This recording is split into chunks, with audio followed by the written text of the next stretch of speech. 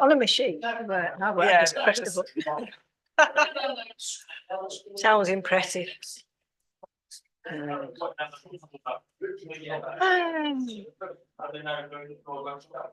What time is it? It's to be 7 o'clock to me.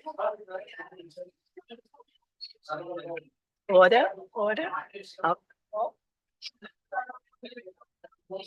Right. Thank you, councillors. Order. Can we start, please?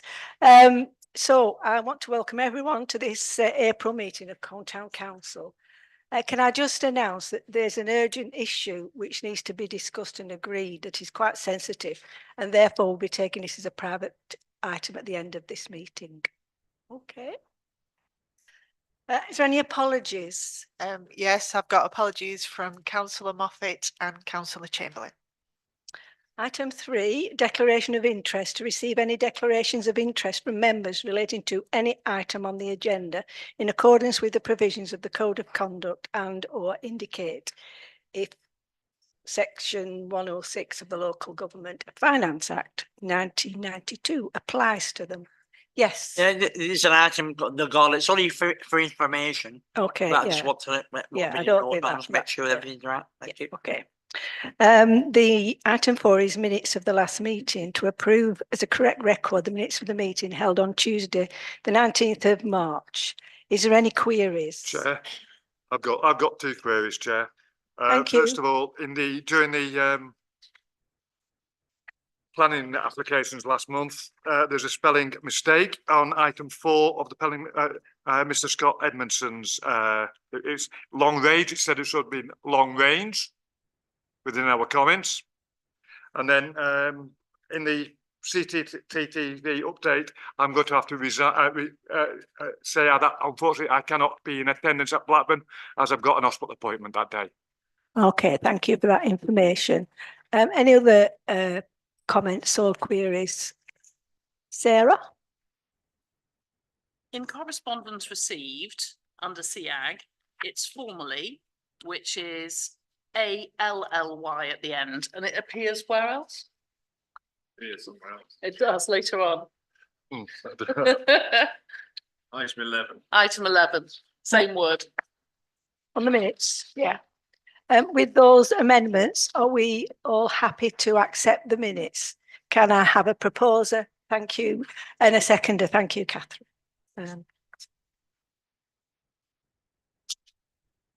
Item 5 is public forum. We don't seem to have any public here. So I'll move on to item 6. Reports from the Borough and County Council. I see with no LCC representative here. So we'll go on to Pendle Borough Council, and thank you. Yeah. I don't feel comfortable to be this. Okay. So Right, yeah. All right, just some feedback from the last Colne area meeting. We, just like you've got small grants on the agenda a bit later on, we gave a few grants as well at the end of the year. Colne FC approached us as well, the Citadel, the Colne Junior Council as well. So we supported all of those and the Colne Gala as well. We also gave some money to the Lake Burwain anglers who want to do some path repairs to make it more accessible and a bit safer, and a bit of money to SEAG to run its holiday clubs because they were having sort of 30 to 40 young people each week for a couple of weeks there. We also, you may have noticed in some of the car parks around town, bits of bollards as well are now all painted lovely black and white again. So you can see all those on various car parks around town. So we got a bloke who's done some work down in Trawden to sort of tart those up a bit and make them look presentable again.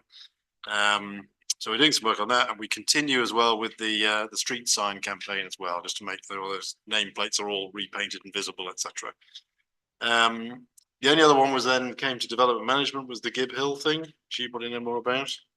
Just that it was really positively received, and I've been asked next week to do 5 assemblies at Bishop Moor, linking into their projects for Earth Day and so on, especially on Wednesday and Friday, when apparently it's all about deciduous woodland. I said yes to this, and then Phil Riley said that he couldn't come. So I've got 4 days on my own, but I've got the weekend to be boning up on deciduous woodland and more on Gib Hill. I'll reread all of the stuff from Lancashire Wildlife Trust. But it does look very, very positive. Thank you. Right, can we move on to item 7 then, please? Item 7, it's 7A. To receive a schedule of payments from the 8th of March to the 9th of April. Any issues? Can I just ask before we start, is this font acceptable for the schedule of payments? It's, You were saying it was too small last time, so I just want to make sure that it's, yeah, okay. Well, no, No. no. David, Just a couple of quick questions on the list of payments. Public sector deposit fund, 25,000. What's that? That is, we actually originally decided we would put 150,000 into the public sector deposit fund. However, we managed to get the account open, but because we don't actually receive the first preset payment until May, we decided to just open it with the minimum, and then once we get that first payment in, we can then top it up to the Right, 150. okay, that's fine. So just a savings account, basically. Yes, yeah. Okay. And the only other one down near the bottom of that page, we've got the Lancashire clockmakers and their repairs of the clock. How is the clock? Is it all nice and healthy? It is at the moment. Excellent. I don't want to Excellent. tempt fate, but yes, at the moment it is. So that's good. Should I move on to just quick questions on 7B then? well, Dorothy might have a question. Okay, yeah, Okay.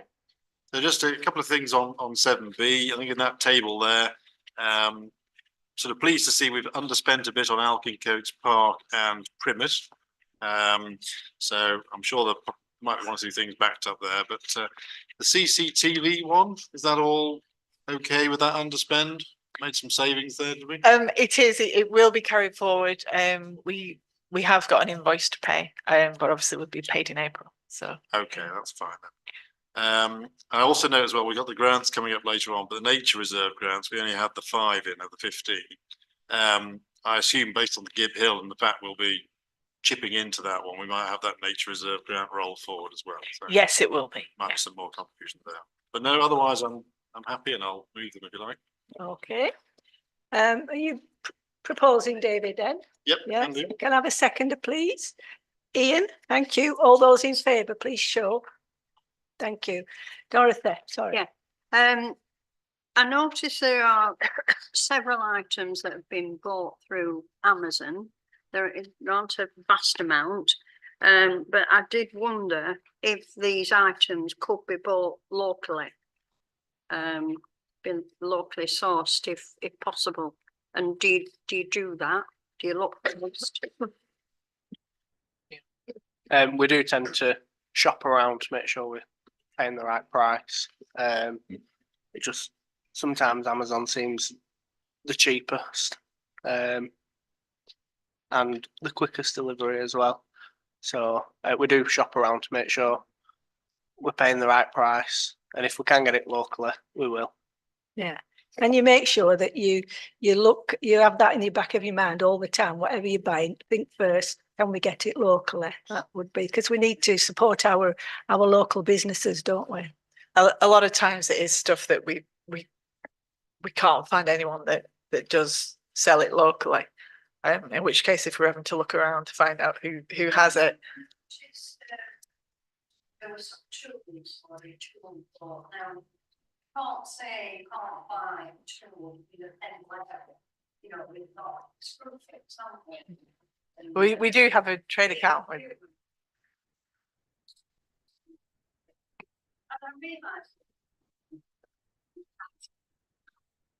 But we do have trade accounts with both B&Q and Screwfix, so we do use them, and Barnes's as well. And Juicens. Yeah. Okay, so we've sorted the finances out. So item 8 is CTC out of hours policy. Have we voted for the budget? No, right. All those in favour to accept the budget 7B, please? Yeah. Thank you. We had a, yes, okay. Item 8, CTC out of hours policy. To consider the presented policy for adoption as recommended by the Finance, Employment and Services Committee. Who's going to take this? Gina, are you going to take it? It was just mainly because the old policy had mentioned people that we don't actually use anymore. So a quick review just to bring all the details up to date. Did you want to say something, David? Just a quick question on section 3 on the call out payments. You've got the timings about, you get time and a half for calls before midnight. So does that start from 6 o'clock? As in the staffed hours in section 2? So if somebody gets a call at 6:30 or somebody gets a call at 11:30, it's time and a half. Yes. Yes. So it's Right. if it's in office hours, Yeah. then it's just we Is it don't need office somebody hours? to call out of hours. So it's Is it office hours or staffed hours? staffed hours. Staff, that probably makes sense. So yeah, Yeah. looking at six till midnight is the time and a half window. And then we've also got in the morning as well, because you got calls before 7, a double time, but presumably what happens if you get one between 7 and 8? That's presumably time and a half then, is it? It would depend if anyone's in the office at the time, or if they are. Just sort of covering Yeah. those 2 windows, you've got sort of there are gaps in the day, that's all, in terms of where those times run. Perhaps a table would be the easiest thing rather than a block of text. Could be. I can have a look at. So I mean, it's just between 6 and midnight and between 7 AM and 8 AM to cover the staffed hours. They're the time and a half windows. And between midnight and 7 AM it's double time. Yeah. Yeah. In the second paragraph of that, you've got about the fact that employee takes the call and they start to get paid from that moment. But then the final sentence says employees will not be paid for time they're not actually carrying out work. So let's assume you get a call, you think the clock starts ticking now, but what if you're in bed in your pajamas or whatever and you've got to get dressed? You're not doing any work then, are you? But you get paid for that. Then you've got the Yeah, travelling yes, you to do. work as well. So I'm just thinking we sort of almost say we'll start it as soon as the phone call comes in, which is fine. Get ready, go to work, sort the problem out, go back home again. But then we sort of say not actually carrying out work. So you don't really need that sentence, I suppose. Councillor Bell? Yeah, you'll find if you are working in construction or out of an office, not in an office based, that as soon as the job is finished and you've done that, you say, right, job's finished, that's when you're going to be off pay. If you're sat in the office for 3 hours, not doing anything, then you won't get paid for that. But if you're, like you say, if you get a phone call, you're on call from then. So you get paid, from I understand it, until the job is finished. If you know it's going to be a half an hour job and you pay for the hour, that's what you're going to get. But I understand where you're coming from, and it's just that means that you're not sitting downstairs having a brew for 3 hours, just whistling the time away. While you're waiting for an emergency glazer to turn or something like that. Yeah, But if you're on duty, you're on duty. exactly. Yeah. So you might just take out that final sentence there because it's from the time that the phone call starts. Well, I will ask Nathan and then Pat has a question. The only other point I've got is an apostrophe in council disciplinary policy at the bottom of para 3. That bottom line of section 3. Yeah, it should be after the S. Council's disciplinary. It should be after the S. Okay. Yes, Nathan. So I think it means more if somebody gets a call when they're at home and they don't have to leave the house, then they've just taken the call, they're not being paid for it. Because sometimes you get calls and it'll be them calling up to say, we've realised there's a fault with your alarm, will you check it out? You don't need to attend site then. It can be dealt with the following day because it's still set that it's just triggered that there's a fault. Whereas if they call up and they say, we've got an alarm activation, then that's when you get paid for, because you're gonna have to attend site. So I think it needs to be changed more, so it's not doing it. So it's not saying employees will not be paid for the time they're not actually carrying out work. I think it should be something on the lines of that employees will be paid if they have to attend site, if that makes sense. Okay, Because it, yeah. Mm. we'll get Well, through can we send it back to FES or something? I'll just get Pat and then David. If they woke you up, got you out of bed, and you have to go out, you're paid from the phone call. That Yeah. makes so much sense. It's only common sense. If you can deal with it, as you said, on the phone, but because you're gonna have to try and get back to sleep again, because you're not going out. No. But if you have to come out, you need to be paid for it, because your office hours are not. So to before 7 in the morning, and After 6 at night. yeah, 6 at night, so it's just different job to job. Yeah, yeah. I've got David and then Andy and then Brian. Yes, Chairman, with the wording that is currently in the policy, my take on it is, if they are called out between 7 and 8 in the morning, we've got to pay them the time and a half for it. Yeah. Because it's before the work start time at 8 o'clock. So if they get called out at 7:10, they've got to be paid a time and a half for it. That's my take on it. Yeah. Andy? Yeah, any work outside of your normal contracted hours is overtime. But the other one, and on Nathan said, if you just get a phone call and you can deal with it tomorrow, it's still classed as work. If you've answered that phone, you are still in work.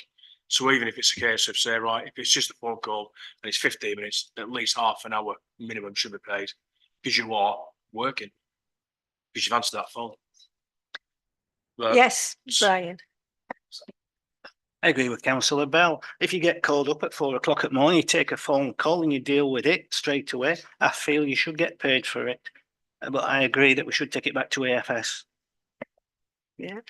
So you look at it again on FES, at FES. I'm just trying to clarify it again. My understanding with it when it went to FES was if you got called out, and it could be a phone call at home to ask you something, they've woke you up, you have to get back to sleep again after, which is an inconvenience. My take on it was if you were called out, you had to be paid for a minimum of an hour. So if you get called out and it's only a phone call that deals with it, you should still get the hour, because it says a minimum of an hour if you're disturbed out of hours. Yeah. And I think we've got to. Yeah. Well, maybe it can be. Is Reword that it. clear in the Yeah. policy? So wrong, it's clear that it's not clear enough. Yeah. It states in the policy, disruption of employees' private time, minimum payment will be £20. So, Yeah.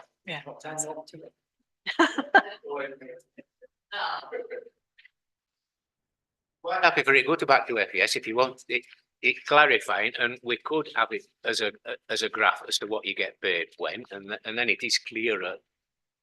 A picture's a bit clearer than a load of text. Yeah, So yeah. I'm quite happy for it to go back if you want. Yeah, yeah. But, if it's called out tomorrow, it'll still be the same policy. Right.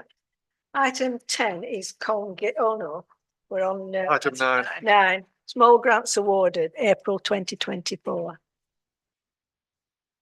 This is for information only, but It is, it's just to tell you the grants that actually went to the last FES committee meeting. So there was a grant for Colne Citadel. Obviously, I think most of these applied to Colne area as well. So they said, David said that they granted theirs as well. So yeah, there's Colne Citadel, and they want to do improvements to the building. Colne Football Club, who are trying to raise money to replace their floodlights, which apparently are now beyond their stated lifespan and desperately need changing. the Colne Junior Council had just decided on their logo, and they wanted funds to produce badges and signs to go in reception, and also for social media. So they asked for £750 for that, and that was granted. And the Colne Gala Committee for this year's festival, we have granted them £1,000 to the actual event, and we've also said that we will organise and pay for the road closure for the event as well. Okay, I'm not actually It's a sure. It's about rolling. 1,000. Round about £1,000.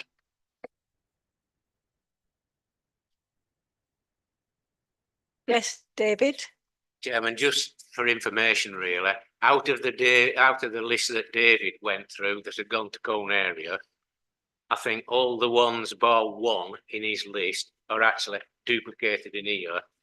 And the other one, which is the one round Lake Berwyn, they have put a bid in to us. It came in after our meeting, and I think Jean will correct me if I'm wrong, it is going to our next meeting at It FES, is. isn't it? Right, before I go on to item 10, can I ask people to use their microphones, please? Then people can hear. All right.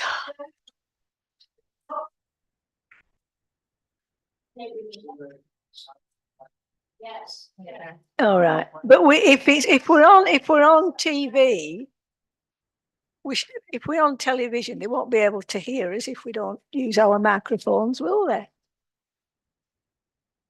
So, And there is one other thing on that item before you move on.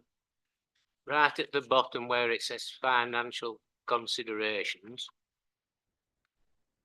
To my reckoning, the 2,750 that's there is actually 1,950.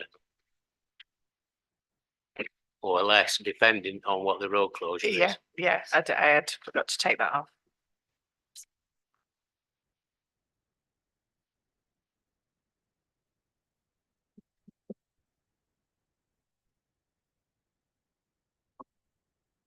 can we go on to item 10?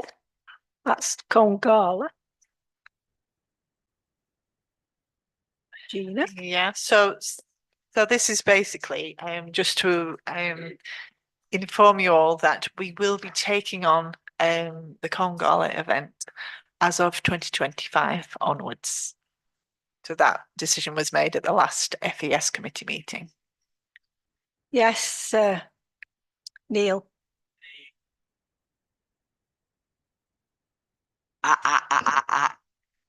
So, the Colne Gala has been in like private hands, if you will, for 80 odd years. And the present day, times have changed a lot. In years of past, the only way of advertising a business was the gala. So the gala took maybe 2 hours to get through town.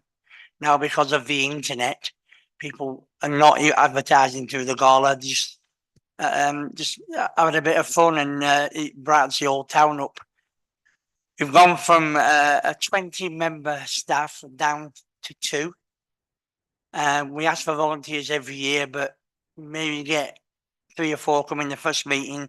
When they see how much work there is to do, they don't come again. And unfortunately, my partner in crime is giving up, and I just can't. I cannot, even if I wanted to, run it on my own.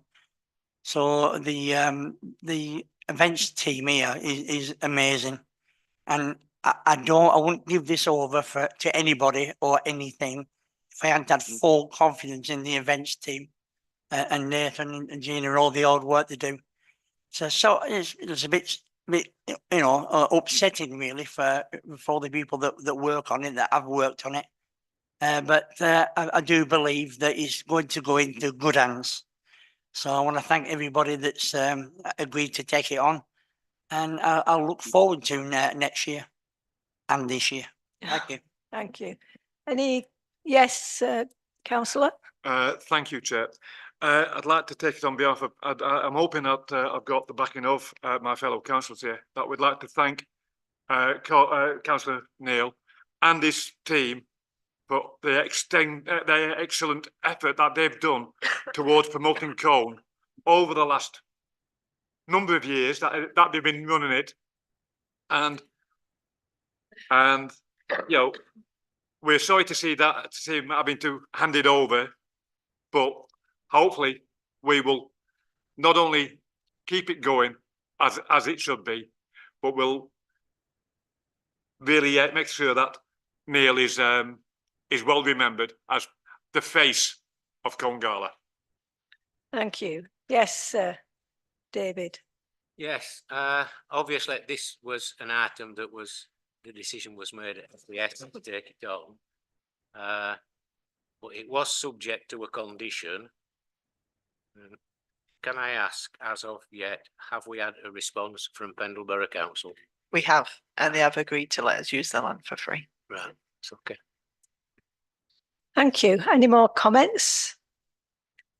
I don't know what it is or why it is, but for the first time ever, we've had to lease the land, or we paid £180 for a license for the actual map of the land that I'll bring in next time is absolutely huge. It's all the park, it's all the playing fields, some of the houses.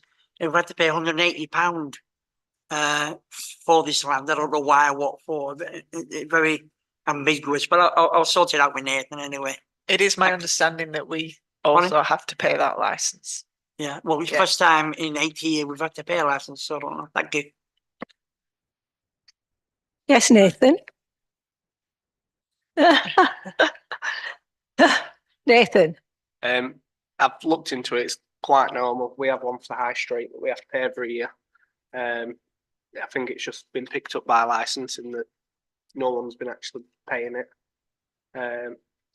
So it's quite normal that the premises license has to be paid by the event organizer. Okay, thank you for that explanation, Nathan. Yes, Brian. So nobody picked it up for 80 years. Oh, yeah. Oh. Yeah. We go on to item 11, which is rental property capital funding requirement. We've seen this, I think it's about 6 pages plus some other information. Is any questions on this? Can I ask? No? Yes, David. Just a quick one. This one actually came to me via one of the officers, and the report that was drafted said they still didn't have up-to-date plans, things. So I said, well, please get them. So I'm hoping that the team are working on the up-to-date plans for this. Well, we're waiting for approval from the full council to borrow this amount. Otherwise the plans would change, you see. So once we get this approval, then we can amend the planning documents, and obviously that will be sent through. Right, got it. Okay. David, want to say anything? I was going to ask, because I haven't spoken to Gina since about middle of last week. I was going to ask how many quotes for the work have we got now? We've actually only got the one. So 2 haven't bothered to answer. No. Oh, that's sad.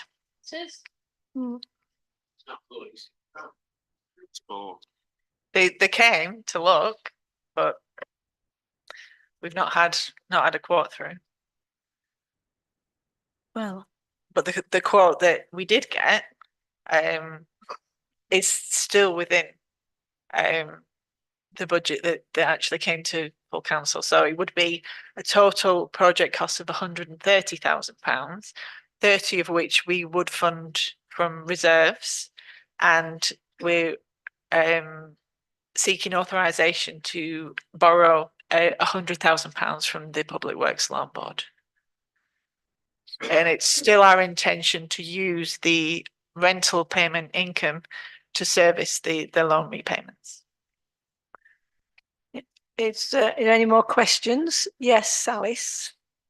Did we chase up the other companies? Did they know that there was a deadline? They did. We have chased them up several times. Yeah, okay, thank you. Anyway. Can I suggest, Chairman, that we take the one quote back to FES at the next meeting and we make a decision on the prices that we've got? We can't do Yeah. anything else. No, no. I'll second that, Chair. Okay, is everybody okay with that? Yeah. So that's a proposal that will go back to FES. Can somebody propose it officially, please? I can have a second. Right. All those in favour? Thank you. Item 12 is the annual parish meeting to discuss ideas for this year's annual parish meeting, which is scheduled for the 21st of May 2024. Yes, Sarah. I always think this is a bit of a missed opportunity because, you know, I always bring the paper because it's just like sit here for half an hour. I think we can really promote this. I think we can do a press release. We can have a picture of you, Mary. What do you want to discuss? You've got half an hour. Don't look horrified. You've got half an hour. You can talk about anything at all about our town, whether it's the master plan, whether it's about what our Lengsman should be doing, whether it's should we take on the Mooney, you know, just give them sort of ideas of things that they might be interested in and hopefully get some people here with questions. I mean, do we invite community groups, you know, that Could do do, work in couldn't common? we? Maybe Yeah. if we invited them to come along and tell everyone what they've been doing, or And we could encourage them to stay for the meeting. I mean, Mary knows this. There's a young man who we challenged. We met him in the street and we challenged him to come to Cone Area Committee. And we didn't think, because you say these things, but you never see them again. We thought that this young man would never come to Cone Area Committee. And in the very first meeting, there he was with his father. I thought, well, he'll never come again. That'll be that. I mean, it's nice of him to come. And he said he'd enjoyed it. And we've seen him every month. He was ill 1 month. He's been to 11 of the 12 Cone Area meetings. I do feel, I know that this is filmed, I do feel people are sort of more interested. They, oh, I didn't know you did that or discussed that or whatever. It sparks more interest and stops people being jaded. And I think we should try to encourage people to come. And did he not? He came to the Cold Neighbourhood Plan meeting as well, didn't he? Yeah. he did. He had his 20th birthday a couple of weeks ago. I mean, I think he's a remarkable young man. We need more people like him. Chair, we could invite the Colne Junior Council. Ryan. I believe Sarah's talking about Alexander Denton. He's quite a political lad, and so is his father, you know, and I believe Ash has been mentoring him as well. So All right. Anybody, any other ideas what we can do to liven up the annual meeting? Chairman, I think what's already been asked about the junior council has some merit, because since 2008, we've had, this will be the 16th annual council. I have honestly never known anyone come to it yet. Well, that might be the only one, but it's very rarely anyone comes, I should say. And I don't think it would be amiss to ask the junior council to come if they wanted, because if they want to ask us a question about something, they can. And if they want to stay beyond the half hour, they can. And when they get fed up, they can go home if they want. And I don't think there'll be anything untoward in offering that. I thought it might be difficult if it's after school time, unless we did it earlier in the day. Andy? Can I sound stupid and say, what is the parish council meeting? I know we've got the full council and I've got the FES, but what is the purpose of the parish council?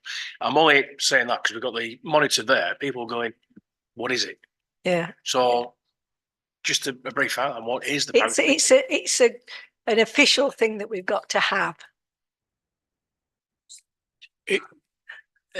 it dates from the old, when parish councils are generally a third of the size of town councils. More like your Fulridges, your Trodents. And it's in theory, it's the one day in the year when people can come along and harangue the members of the council or say, what you're going to do about Mr. So-and-so and what have you. But they were set up in the days before we had a public forum where people can come along. That was the one chance in the year, but the one person I remember that came lambasted us about the Park. about Elkin Courts Park. But certainly the junior remind me, are they year 5 or 6? It's both. Well, so they're at the older end of children, and it may also, in fact, bring mums and dads and others to it. But if we don't bring it too far, I mean, yeah, it's a school night, but by oh, mind you, we go on to July now. When most of us went to school, or when I say most of us old beggars that went to school, we finished the second week or the first week in June, and then had another holiday in September. But It's only a few hours. that's yeah, it's not. I would guess most of them don't go to bed beyond earlier than 8:30 or whatever. Come on, what time does your eldest go to bed? My eldest, Don't. too late is the answer to Yeah, that one. And Well, if he's watching this, My grandchildren go to bed at 7 o'clock. Yeah. Well, look. Chairman, can I We've had move? three things that people have said: junior council, community groups that are based in Colne, and do a press release. What are we going to do? Chairman, can I move that we ask Gina to write to the junior council and make the offer to allow them to come, or to invite them to come? If they take the offer up, fine. If they don't, it's up to them, isn't it? So I think we ought to let Gina write to the junior council and ask them. Well, just before I put that to the meeting, David, you got I something? think to say? just rounding it off as well. If you've got, what did we do last year? You know, we look at item 7 and we look at where we spend all our money and what we do, etc. You could do a quick summary of those things, the things we've achieved, etc. And then you could look at next year's budget and say, this is what we plan to do. So you're setting a good context there. So if somebody comes along and complains about something, whatever, you can say, well, yeah, that's part of that budget there, or that's part of that task plan. And you've got an idea about what the town council is doing with your money, Red Deer residents. Yeah, right. That sounds good. Something to do. Yeah. Right. Yes, councillor. Yeah, and also I've taken on board Councillor Corbyn Price's views there, saying that we could also explain what in this meeting, what the green spaces that we're saving, and of course, the Gib Hill situation, what we're doing with Lenses and other places like that. So we can actually tell them what we are doing with the budget that we are proposing. There is only half an hour though for this stuff. So I'm just wondering where they're all going to go. Well, can we leave it to Gina to look at it? And we'd like the junior council to be invited. What about other community groups in Colne? I suppose if you invite one, you have to invite them all, really. I don't know. Yes, Ian. Thank you, Chair. It is a good idea because again with community groups, but there's a lot of uniform groups. But I don't know if everybody noticed tonight, coming into the meeting, between the flags the flag post and that, there was a bunch of brownies, or could have been pixies. I think they were brownies. And they were picking up litter, tidying up, cleaning up, and they were doing a really good job. So, you know, I think we've spent too many years condemning the youth, when the reality is it's an extremely small minority. The majority of youth are doing a lot of hard work for this town, and I think they should be recognised for that. And it's easy to say, oh yes, but the children, they should be included in things like this because they are our future. So, you know, I It's going think, to be a yeah. very clouded room if we invited uniform group, community groups, junior council, etc. So, well, we can only suck it and see, and we'll Sorry, it can't be done before 6 o'clock. The legislation says it can't be done, can't start before 6 o'clock. So 6 o'clock then. But if you can sort of, I don't know, can we put some feelers out and see? Do you want to press release as well? I mean, nobody reads the com times anymore, as far as I can work out. Does but- it have to be half an hour or can it be an hour? Yeah. Facebook, can we just put it on Facebook? But yeah, that it's the annual meeting and we'd like to hear people's views and anybody who wants to know anything about the council. Yeah. Alice. Can we put it in the paper, in the Cone Times, Leader, because we read it cover to cover. Okay, thank you. There's no doing it. Well, yes, Andy. There's also the notice boards as well, if you don't mind. The what? The notice boards that the town hall have got as well. Yeah, they It's- would go in there anyway. Yeah. Just for those that don't use social media or read the No, Times. so notice board, social media, and Com Times. We won't put an advert in because that costs money, but we'll have a little press release that that we can hopefully put in. Okay. Item 13 is planning. Not a lot of things on planning. Well, today. we got 3 last minute I know. today. I can't find that.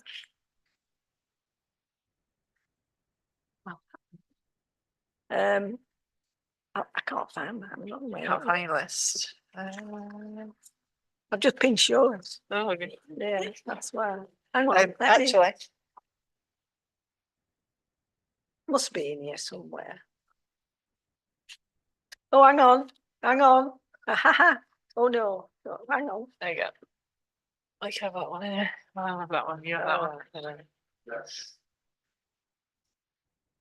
Come on, there it is. I've got it. Right. Thank you. Yes, Sarah.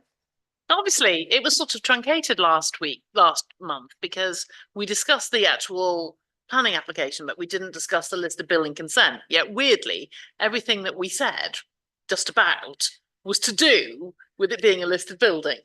But what has changed this time, of course, is that LCC have come back with their comments.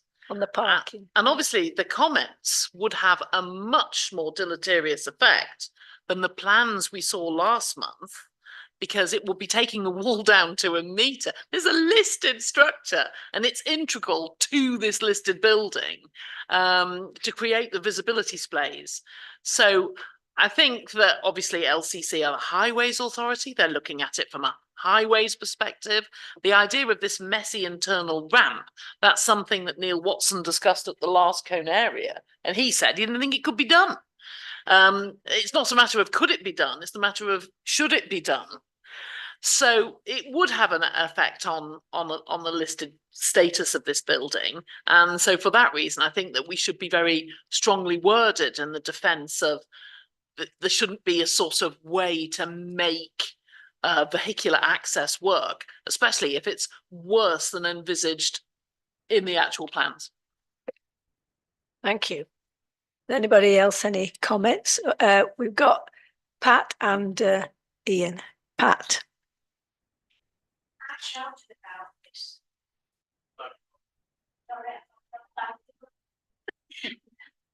I shouted about this last time. And I thought about it afterwards and I thought, you know, you sounded absolutely awful. But the more it goes on, the more I realise that we aren't responsible, are we? It goes to somebody else and they change it all. I tell people, people are always, well, the ones I'll talk to, they ask me, how do we get away with planning things? You know, how do we manage to cock up so often? And that's what I've been told. And I try and tell people that it's not us. We say what we think. We're doing it for Colne. We're doing it for the people of Colne. And then the town planners and anybody else that gets it after us do what they like. And this is exactly what I've said. We know what we want there. We want it to look like it should do. It's a listed building. No ramps, no 3-foot walls. It's ridiculous. So what are we going to get what we want, or will they get what they want? I'm talking about the planners now. Yeah, okay. Ian was the next. Ian, how is it going to go? Thank you, Chair. I think we said everything last time, that it is a listed structure. The planning application, the original many years ago, was turned down on the grounds it was a listed structure. I'm not happy with all these extensions as well, because if it's a listed structure, does that mean you just put blocks onto it as and when you feel like it? Because that detracts from the listed status. So I think everything about this planning application goes against the listed status. Not only that, I think it goes against the Colne Neighbourhood Development Plan, because we are very keen on heritage. And I don't see why somebody should come along and destroy that heritage, because it's more convenient to them. So I think we should still, you know, we should continue to protest against this and to fight it every inch of the way, and to make sure that the people actually are put first, not the developers. thank you. Dorothy, and then Neil, and then Sarah. Just some information for Pat, really. Myself and 3 other councillors are on the planning committee. We don't do what we want. We have to follow the planning laws. So we don't do what we want. And neither does the planning officer, I'm sure. So, yeah. Neil? So it is mentioned every opportunity, it is a listed building. I wish people would realise what that means. And we're in danger here of setting a precedence. If you mess with this listed building, which one's next? They bought this building as it is. They, you know, bought it as a listed building. They bought it like that. So they should honour the building and honour the rules. I agree with you 100%. Yeah, it is what it is. It will be what it will be. However, let's not stick things on the side of it, on the front of it, on the back of it. Let's not knock the wall down. Let's not. It annoys me sometimes that it's out of our hands. I mean, we have our own planning people, and sometimes they're getting ignored. But this time, I think we should really put our foot down and save it. It's a beautiful building, and when it's brought back into life as such, it should be as is. Put it back as is. Thank you. Thank you. Sarah? I hate to be gloomy, but I think I'm going to be. So, although I've heard what you said, really what they'll do, I feel, is they'll look at the previous planning application and they'll see that extensions were passed there. And those extensions had some impact and some harm. And the way that they do it, Pat, is they I have to say, I think they make it out as more scientific than it really is. They look at the harm to the listed building on the one hand, and they weigh how much harm it is. And that's quite hard. It's not something that's, you know, there has to be, it's not just maths that.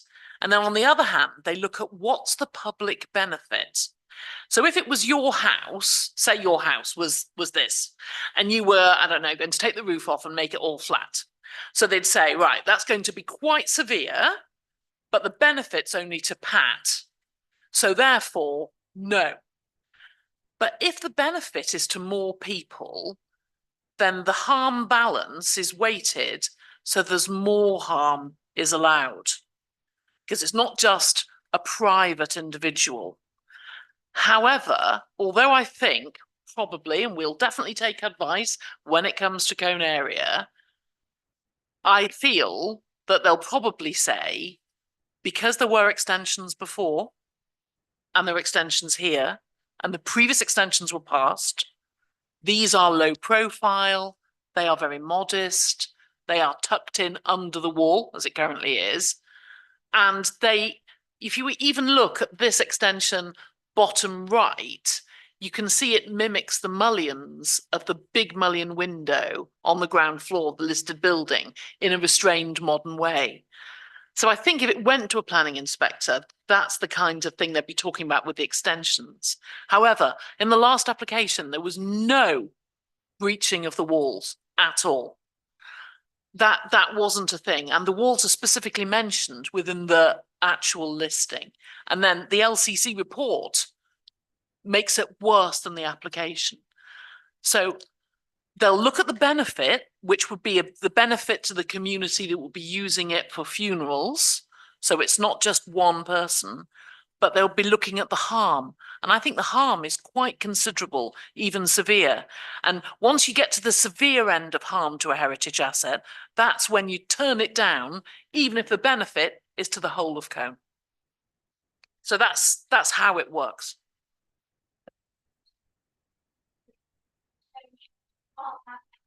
Providing that also is very reduced. That's the least least, you know, way of getting car and bringing the balls out, because they're listed as well. Right. Patricia was next, sorry. And then Neil. after. Thank you, Chair. Oh, sorry.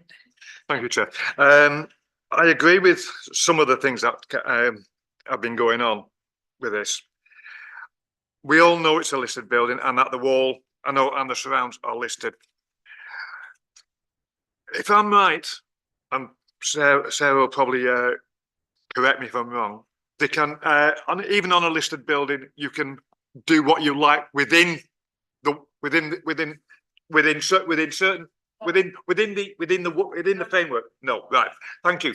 And that's what I wanted. Yeah, that's why I said you'd correct me.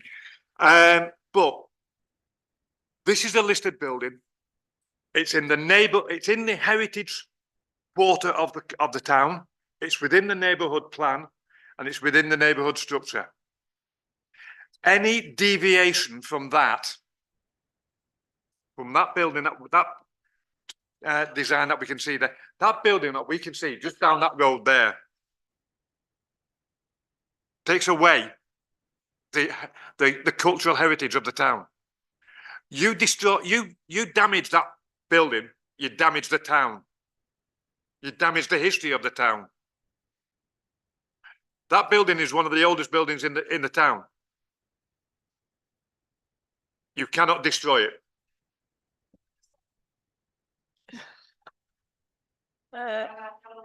Yeah, David. Yes, Chairman. What is obvious to me, well, I think it is, somebody might contradict me, but there's two applications. There's the application to do the work on the building, and there is the listed building application as well, and they both run side by side. Now, it's quite clear from documents that have already been sent in, particularly from LCC, that the current application, they are not going to allow it without even more of the wall being taken down. In that case, they would have to at least submit a new listed building consent application, because this wouldn't match the work that they would have. Am I making sense? This application is only to sort of take a certain amount of the wall down. LCC are saying you've got to take a lot more of the wall down. So even if they got planning permission, which I don't think they would because of LCC, but if they did get planning permission, they would not be able to do the work because this listed building application they have proposed would not cover it. So I think at the very least, it needs another application in. I can't see how they marry up with one another now. Or am I missing something? No, I've got Neil and then Ian and then Andy. There's a couple of questions that annoy me, right? So when Sarah mentioned that, you know, the weight and the benefits of the people, this building will benefit people from afar. It's not just it won't just help the cold people. There'll be people coming from all over. A funeral, they come from all over. So, and another, this is only a small thing, but I just want to mention it, is where they all going to park. If you go down there now, you can't park, you can just park now, but you can't park tomorrow and during the day. And you get, what, 100 people down there with cars, then you're going to create a mega hassle. We can't park in the town now, but then they have funerals on, and there's going to be a morgue there. It's going to be horrendous. So when if they don't have the entrance to the building, they're going to have to take the body out from the car, from the road. And if you drive down there, well, drive down there now if you want. These cars parked there. So in actual fact, they will block that road off every time they take the body out and put the body in. So it's just a little bit of a, you know, foresight. Thank you. Ian? Thank you, Chair. I'm also confused on this because everybody's saying that the extension, from what I've gathered, is going to be used as a mortuary stroke funeral parlour. I thought you had to have change of use for that. Or do I take it now that if anybody wants to sort of use their kitchen for, say, the shamanic whatever, they can actually use their, or put an extension onto their house and use it as a mortuary undertaker? You know, it just seems to me it's a bit strange that you suddenly have what was starting off as a community facility is now going to end up with the mortuary undertakers attached to it for the benefit of a very small minority of the community. It's not for the benefit of the greater community, a very small percentage. And I say, I just find it strange how you can allow a funeral parlour stroke mortuary to be tacked onto a listed building. I've got Ian. No, I haven't. I've got Andy. And Yeah. Howard and Dot. There's just two things. Just one first one is to point out to Ian that the proposal that was put forward was change of to class F1, which I asked on the last meeting what that was, which incorporated religious, educational, and so they have asked for that change from what it is to what it is going to be. So they have asked permission for that. Yes, because it's religious and it's burial.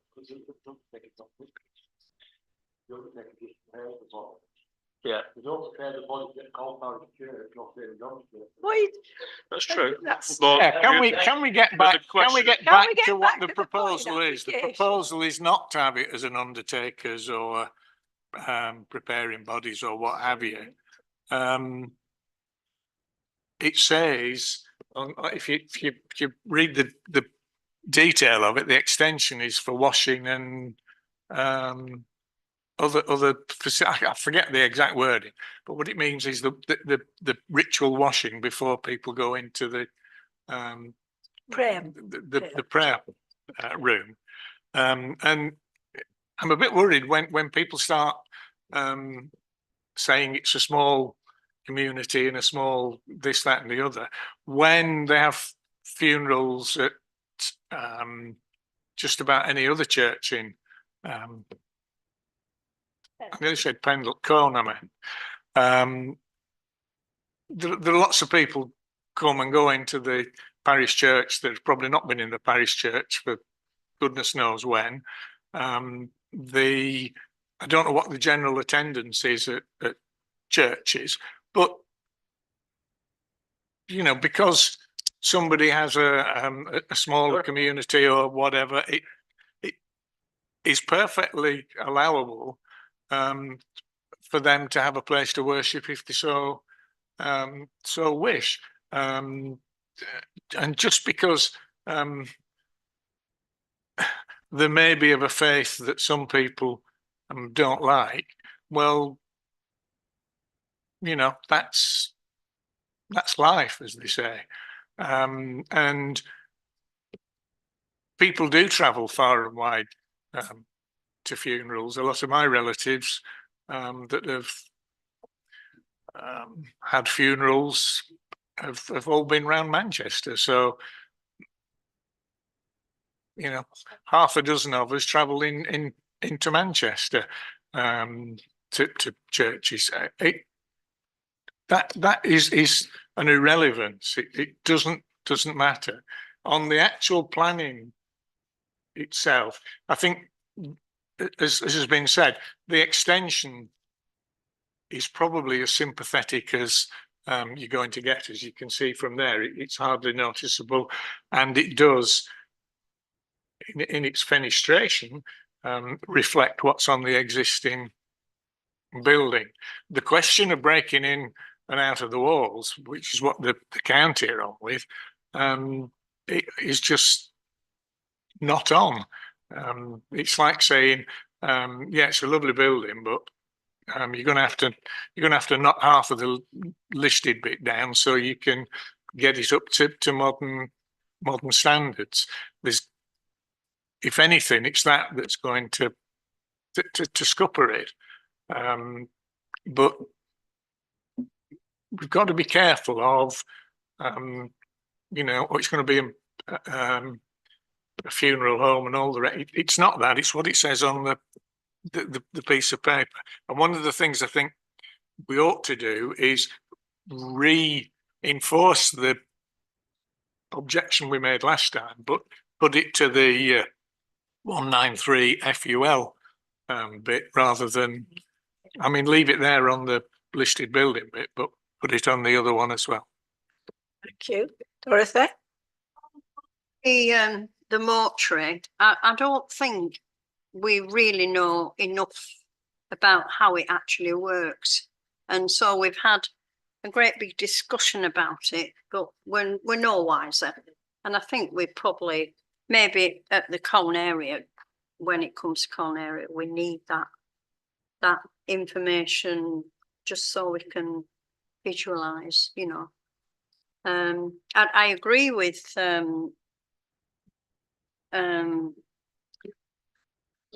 Howard. I'm just going to say, what's your husband's name? Howard. You can call him what you want.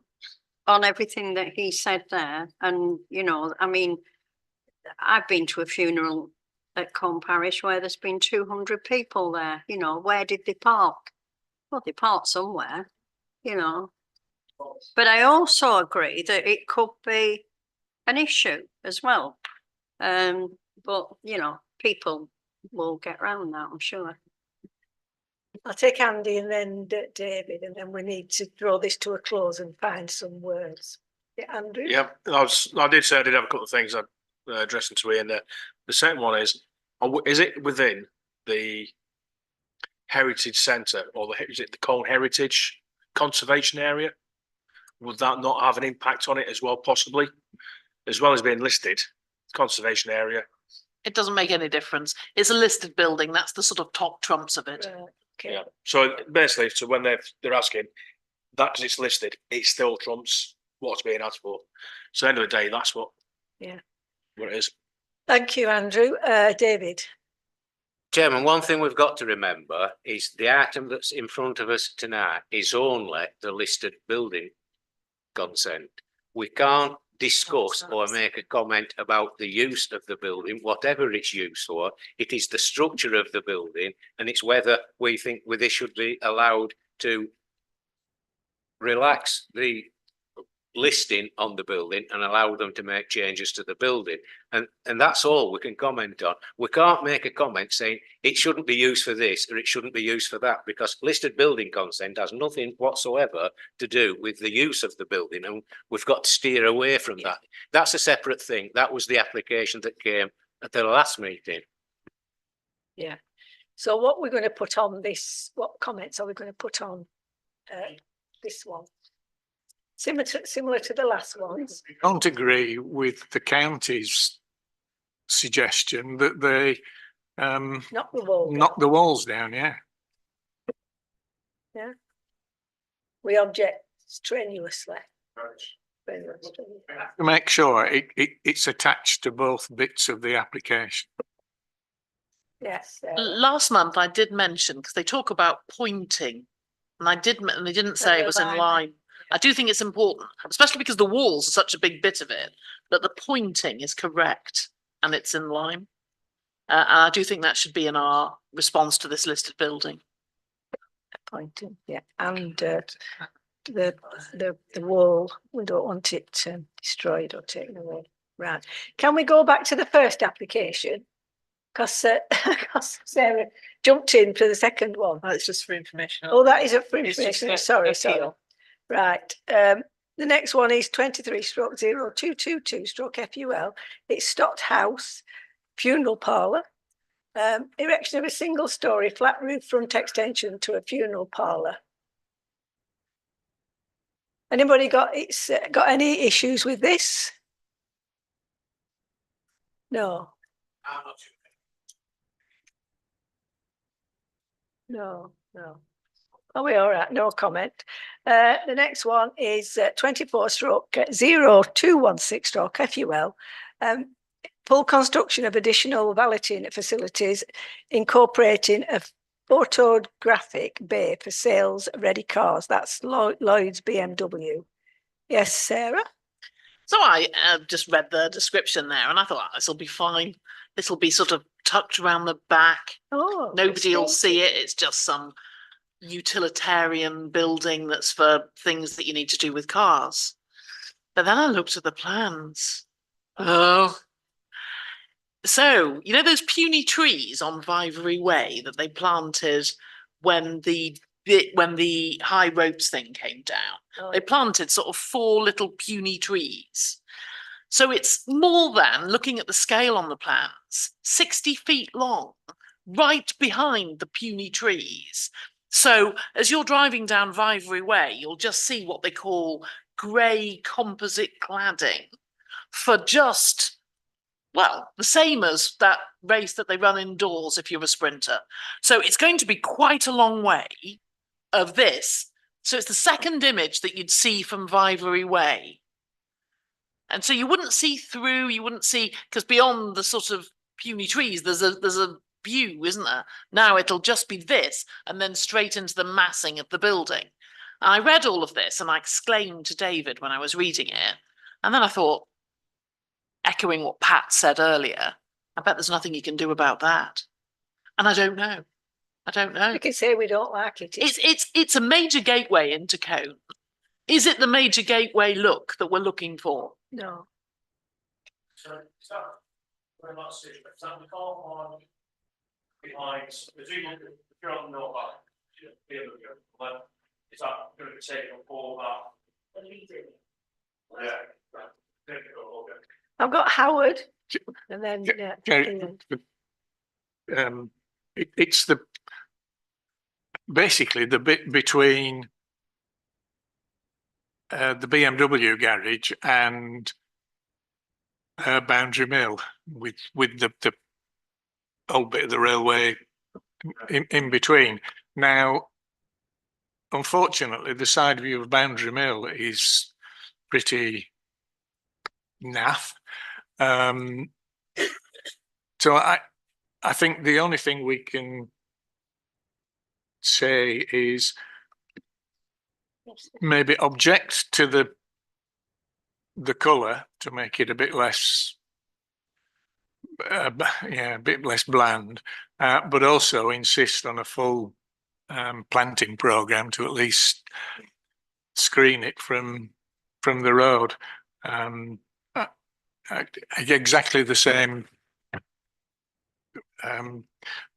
thought that Sarah. It's nothing. It's a car washing bay and a bit where they can take pretty photos. And then thought, but I don't think there is anything we can usefully do other than say screen the thing as best as but preferably with a 10-foot high tree. Shrub, that's the word. Ian and then Andrew. Thank you. I was going to actually say that could we not request that the condition be placed that there be natural screening put in place? For example, I know in a lot of areas now, they're actually sort of, as a part of the conditions, they put netting down the sort of barren side of a building and use it for climbers, etc., which then gives an effective screen. If they put out, if they could use, say, ivy up the side, it's a natural screen. Plus, ivy is also a very useful commodity as well for people. Thank you, Andrew. Yeah, just two concerns really. The first one is if you put in a metal shed there, you're going to get a lot more road traffic for the housing on the opposite side because it's going to be bouncing back. So the acoustics. And the other one is instead of a green, there has been plans around the country where that they blend in with the area. So if you've got one that's on the side of a hill, it might be dark green, light green to sky blue to make it less noticeable. And to have that as a grey sat there is going to be very noticeable. So I think the colour scheme to help it blend in would be a lot better. But something to do with that metal as well, acoustics. I'll have Alice, please. I think it was in Accrington that we went to a few weeks ago, and there was a painted wall, and it showed all the historical items of Accrington and the surrounding areas. Perhaps that's something that we could do. There's also in Burnley, I think there's certain pictures of a lady with an umbrella. Do you remember that on the corner? It might have gone now. So something perhaps we could ask. I don't think we could ask them to put a painting on there or something. But right, hang on. I've got David and then Sarah, and then because we've got another private item that we need to get to. Yes, Chairman. I don't think we can do a great deal to stop it. It's probably going to happen. So I think we've got to get the best we can out of a bad job. And I think probably the best thing to do with it is for Colne area to condition the colour of it so that it's an appropriate colour, and it wants screening all the way down the length of it with trees of a similar size to the ones that are currently screening Boundary Mill, and they have come on quite a lot since they were planted, and they are screening quite a lot. And I think that's probably the best we would get out of it. So I think it needs a condition on it from Colne area to have it in an appropriate colour and to screen it with trees. And shrubbery. Yes. Okay, Sarah. I don't think the trees are as good as the shrubbery because the shrubbery is at a lower level, but I do like what Ian was saying. Was it Ian? Oh, was it you? Sorry, it was Ian. Because what we could say, and this would be a bit out there and we might be laughed at, why not have it as like a massive trellis? Because then you could have all kinds of coloured different climbers. I'm sorry, Alice, I don't like those painted things because they age. If you look at that one on the Co-op, after a while, they look good when they start, but then after a while, they just look a bit sad. But this could actually be a whole eco culture, couldn't it, of nesting birds and all kinds of things. I think it's a possibility.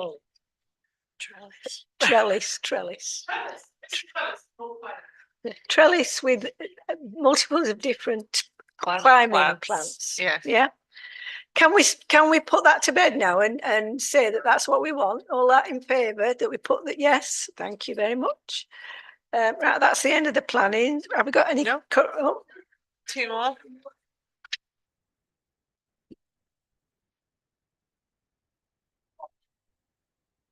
Right, at 24/0233/FUL, it's Park Primary School, removal of existing outdoor structure and installation of a new modular building, ramp access and 3 air conditioning units. Well, what do we think about that? Andy. Can I ask you, have they said these are only temporary? Because modular buildings are usually temporary buildings. But this class is a temporary building. It's not brick and block into the ground. It's brought in on a container. A modular building. No, I'm saying a modular building are generally it's classed as temporary. What do people think about it? Ian? Thank you, Chair. Just one very minor niggle, and that is Port Primary is one of the old Victorian board school type buildings. What impact would this have on the historical architecture and heritage of the area? I don't think anything. I think Lord Street is of a similar age, and I think they've got bits of modular classrooms and all sorts in theirs. Yes, Sarah. Well, Lord Street isn't a non-designated heritage asset in the neighbourhood plan, and this is. Oh, right. I haven't seen this application. Have we got a site plan? Because I think I know where it is. I think it's at the top end of the playground looking down, if it's replacing what's there.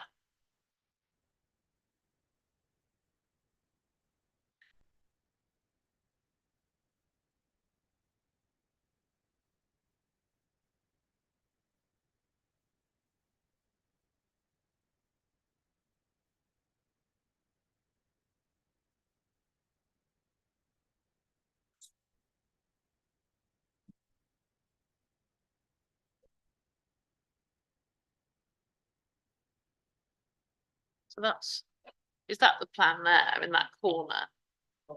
Yeah, is that the plan? That we can see the relationship. What, the thing that was the red blob? That red thing. Yeah. And they use this for storage of sort of fun things in playtimes. I've seen them opening it and getting stuff out. And it's right at the top of the yard. Well, it'll look like a box. But in a sense, it doesn't, because it's tucked at the top of the yard, it doesn't really spoil your view of the lovely gables or anything. I think it's quite an inobtrusive positioning. If they're putting air conditioning in, though, that suggests it's going to be used as a classroom rather than storage. But that's down to them. So with also the fact that they've actually asked for ramp access means it's going to be used for people with disabilities. What do we say? Nothing? I would say nothing. You'd be hard pushed to say it detracts from the existing building, because if you were looking properly at the existing building, you wouldn't be looking towards where this is. No. Right. No. Right. Okay. No comment. The last one is 23/0827 HH row. It's 20 Pier Arc Court cone erection of rear decking area, including a ramp. Yeah. It's these are little bungalows in that yeah. Yes. Yeah. Are there any more on there with decking or any other bungalows, do you know? There's nothing on the front. I've only been in the other day. We drove. I've never known a planning application coming from that court for anything like that before, and those bungalows have been there. I think the back 40 years. Yeah, the back gardens are tiny. I mean, it would just. Yeah. It looks a bit big, that. I wouldn't have a problem with it. Is there a plan showing which 20 is? Sorry? We're just trying to know where number 20 is, because if it's bottom side, yeah.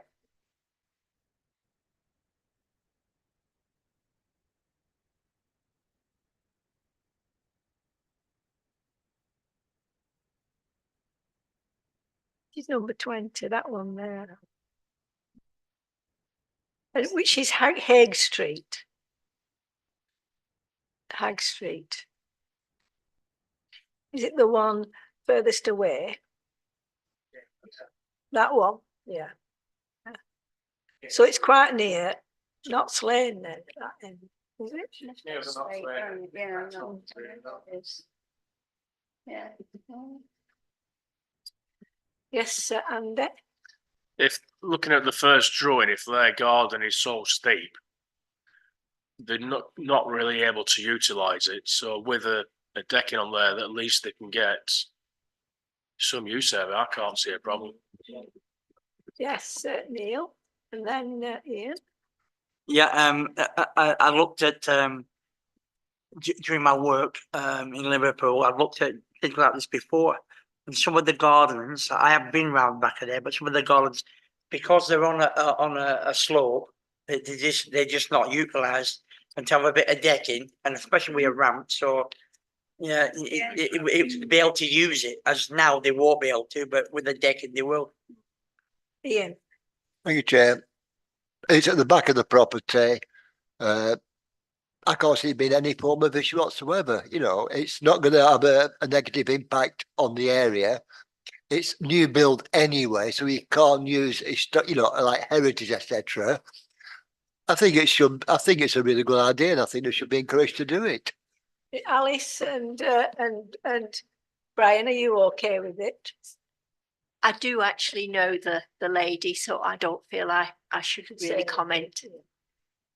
Brian? Well, on what Ian says, I think the entrance to Peerhawk Court's via Hagg Street, and it's secluded. No one can see. Pat? It would be ideal for somebody who's disabled. Yeah, exactly. Yeah. Exactly. Yes. It's a way of them getting outside without having to. Yeah. Yeah. Right. So no comment then? No. Okay, good. That's planning application. Have we had any correspondence received? No. Items for a future month's agenda. Yes, Sarah? Shh. I think that we should have Treasure Our Town on the agenda when there's been Treasure Our Town. And the last one, actually, I had quite a lot to want to discuss with you. Perhaps it's ideal if there's a longers in the parish meeting. Either way, I do think we should have Treasure Our Town and what we've learned from it, if we've done it. But separately, because the last one was at King George V playing field, I have had thoughts about this, and I'm going to get in contact with a lady in Lytham who's had a similar sort of plot of land. So I would like to put King George V playing field on the future agenda, irrespective of the Treasure Our Town. I'd like to ask where we got to with the first neighbourhood plan meeting. Don't know. To be honest, I haven't had time to organise. Okay, just keen to move that on, and I know that Ian is too. And then a few months ago, I have been very busy, but I mentioned this idea of we create QR codes for street names. And I was hopeful, I can't see without my glasses on, I can't see any of you. I was hopeful that the ladies from the library would help. And I've done some initial analysis, certainly on the public figures, and sent that to Gina, and I could do a lot more. But I think it's a bit like the list of non-designated heritage assets, i.e. we might start off with 12, say, streets that are named after people that we know of. And then if we put a call out, it'll be 25. And then if we put another call out, it'll be 50. So it's not a project that we have to finish on day one at all. We could start off with 12, do 12 little QR codes, and they're the first ones. And then we could do some more. And what I'm hopeful for is there might be some more people in this room who want to join me in that, so that we can create the little descriptions of the roads that are named after people in Cope. Thank you. Well, yes, Dorothy. I should mention this at the last meeting. Actually, I had correspondence from for the phone boxes. Oh yeah. I can't remember word for word what the email said, but they can't do anything at the moment because it's sitting on Lancashire County Council land, or they are sitting on Lancashire County Council land. So we need permission from them to be able to purchase those phone boxes. So do you want it on the next agenda and then we can get a Well, formal? let's a see for- if I'll send you the email Yeah, then, yeah, if I didn't already. Yeah, no, I you did, have done, didn't I? yeah. yeah. Right. Yeah, So if Jean had yeah. right But if to it LCC. needs a formal agenda eventually, we can bring it to whatever meeting. Yeah. Yeah, when we've got this information from, Okay. yeah, that's all right. Andrew? Yeah, I've two items, one possibly not. The first one is, I know the Lancashire County Council are just doing a lot of new crossings down bottom end of town.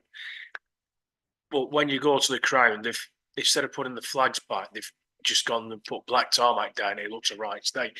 I don't know if it's actually part of our area, Colne area, not Colne area, heritage area, to see if we can have a discussion about it if need be, to put back to LCC to say, can you put it back to where it was rather than blacktop? Yeah. And the second one as well is, I know it's just been released, but we're going to have all this money sent through Lancashire from HS2 to repair the roads. And yet in this area, there isn't anything. And I'd like either we have on the meeting, you might say we don't do anything, the next meeting brought up to say what's going on to Lancashire County Council. We have got bad state roads. You've had this money. Why are we being left completely out of it? Well, sorry, Ben Lane.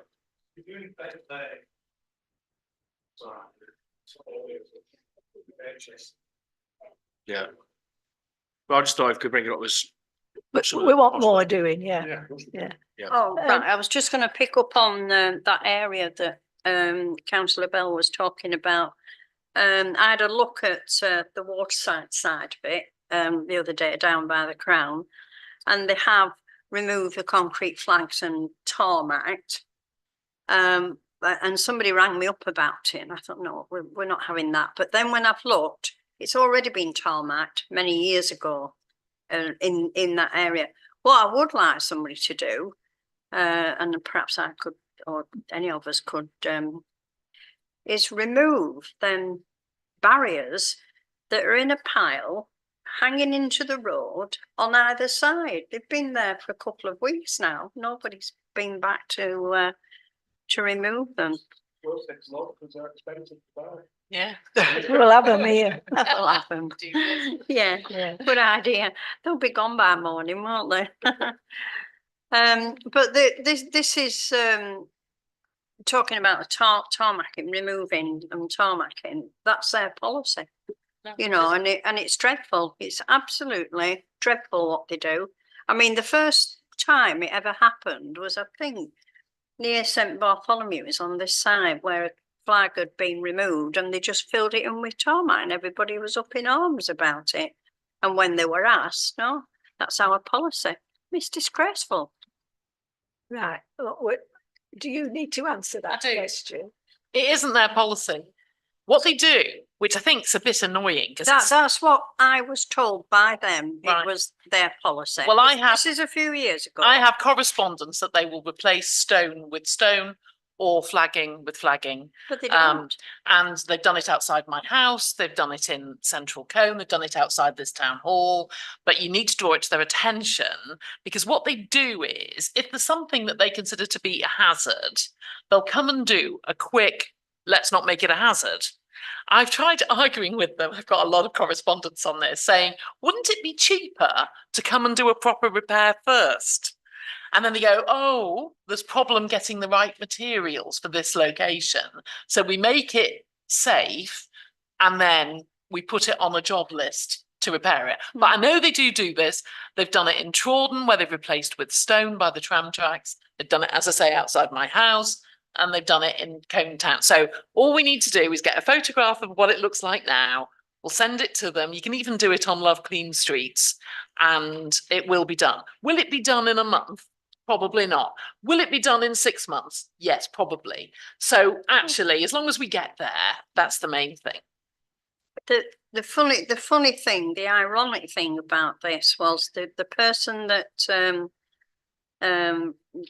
messaged me about this said they were tarmacking that stretch outside the Crown, and right next to them was a massive pothole, and they didn't fill it. He thought that was funny. Do you want to try and pursue that, Andy? I think we need to proceed, yeah. Yeah.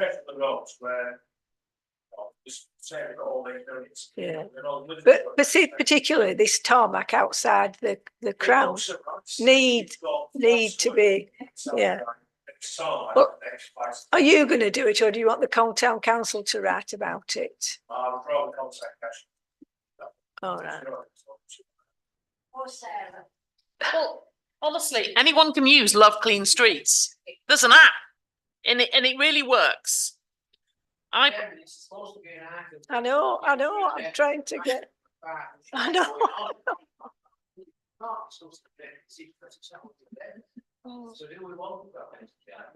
Brian. I'd just like to reaffirm what Sarah said. I believe that's the policy where they put tarmac down first and replace it afterwards. Yeah, thank you. Well, I've got quite a few for the next meeting. So last word on this. Thank you. I'd just like to reaffirm, revisit something that I brought up in July of last year. York Stone, outside this building, outside from, outside here, right down. Yeah. Into Colne and back, and it's, it's still the same as it was when I brought it up in July. So, and I did send the pictures through to Nathan. So, as Sarah said, send the pictures in. The council officers have got pictures. Let's get it sorted. Thank you. They'll claim it's a stone supply issue, but I think we should send it again. Yeah. Right. We've got issues now. I've got them down to be discussed at the next meeting.